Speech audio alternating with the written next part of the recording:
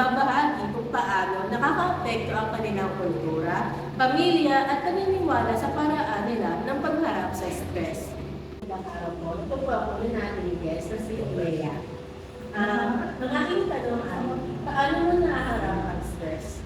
Kaya po, parang siya, nalala ko siya, mag-dansan ako, nagsisimba ako, at saka yung family ko, pagka nagumali kami, sila yung nagiging stress reliever.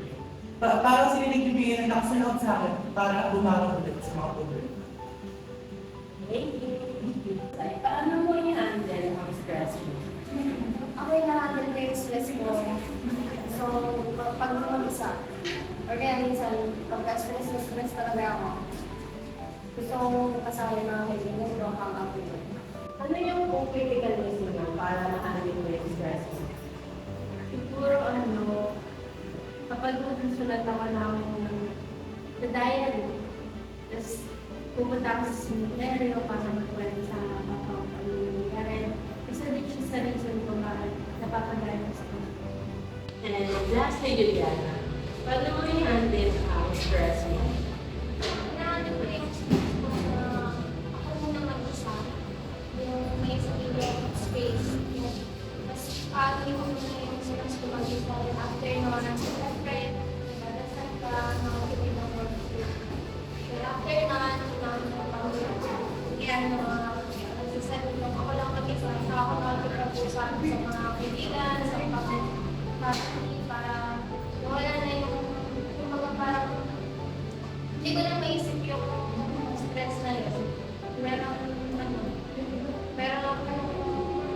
napagliling ako.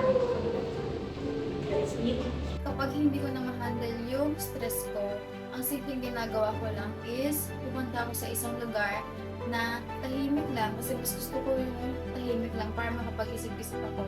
Or kapag burnout na ako, ang ginagawa ko lang din is mag-open up ako sa isang tao na malapit sa akin para ma-release ko yung stress ko. Or kapag gusto ko din mag-isa, pupunta lang ako sa kwarto ko at magpapahinga para paggising ko is medyo okay na yung pakaramdam ko at doon ako magsasabi sa ibang tao ng nararamdaman ko. Yun lang naman yung mga ginagawa ko kapag sobrang stress ko. Hinahandle ko lang siya ng maayos at simple lang para hindi ako sobrang ma-pressure sa sarili ko. Paano mo nilalabanan ang stress? Minsan kasi kapag nafe-feel ko na pagod ako or kaya madami akong iniisip, lumalabas ako kasama yung mga kaibigan ko or kaya may pagbanding ako kasama yung mga family ko, ganyan. So, ganun kasi parang mas gumagaan yung pakiramdam ko or kaya nawawala yung iniisip ko. Kaya para sa akin, mas maganda talaga na may makikiramay sa'yo. Or kaya may makakasama ka kasi sa ganun paraan parang mas nawawala yung iniisip mo kasi nalilibang ka din. Yun lang. Mas gusto kong harapin yung stress mag-isa. At ang ginagawa ko is i-distract ko yung sarili ko or nakikinig ako sa mga music and kung ano-ano yung ginagawa ko para lang ma-distract. Normal lang ma-stress, lalo na kapag sunod-sunod ang challenges sa buhay.